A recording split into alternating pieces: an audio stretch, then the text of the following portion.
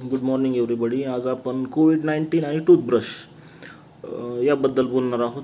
कोविड-19 झालेल्या पेशंटच्या टूथब्रशमधून त्याला रिइन्फेक्शन होऊ शकतं का, हा एक प्रश्न आहे. आणि जर समजा त्याने टूथब्रश बदलला नाही आणि आपण जर सोबत एकत्र फॅमिलीमध्ये टूथब्रश एकत्र ठेवत असू तर दुसऱ्यांना होऊ शकतो का.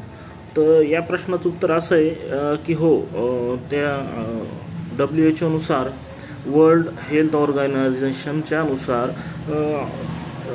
कोविड-19 कोरोना हा आजार छोट्या छोट्या ड्रॉपलेट्स, त्याच्यानंतर व्यक्ती हा खोकतो, शिंकतो, हसतो, बोलतो त्यावेळेस तोंडातून जे तुषार निघते त्याला म्हणतात ड्रॉपलेट्स.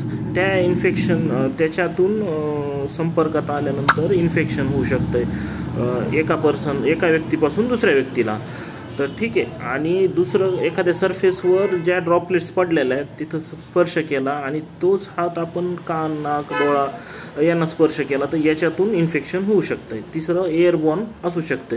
जर कोविड-19 झालेल्या पेशंटचा टूथब्रश जो आहे किंवा टंग क्लीनर आहे ती जर व्यवस्थित स्वच्छ नसली आणि त्यांनी आजारातून बरं झाल्यानंतर ती बदलली नाही तर त्यातून इतरांना आजार पसरू शकतो. आपण काय करतो, एकत्र टूथब्रश ठेवणं, एकत्र टंग क्लीनर ठेवणं, याच्यातून हा आजार पसरू शकतो. आणि आपण काय करायचं आहे की टंग क्लीनर बदलायचं आहे, टूथब्रश बदलायचं आहे आणि ओरल हायजीन जर व्यवस्थित राहिलं तर आजार पसरण्यापासून रोखू शकतो. तर टूथब्रशपासून आजार पुन्हा रिइन्फेक्शनचे चान्सेस आहेत. तर डेंटिस्टच्या सल्ल्यानुसार आणि WHO सल्ल्यानुसार आपण टूथब्रश बदललेलाच चांगला. व्हिडिओ आवडला तर लाईक करा, शेअर करा, कमेंट करा. डॉक्टर शेख गेवराई.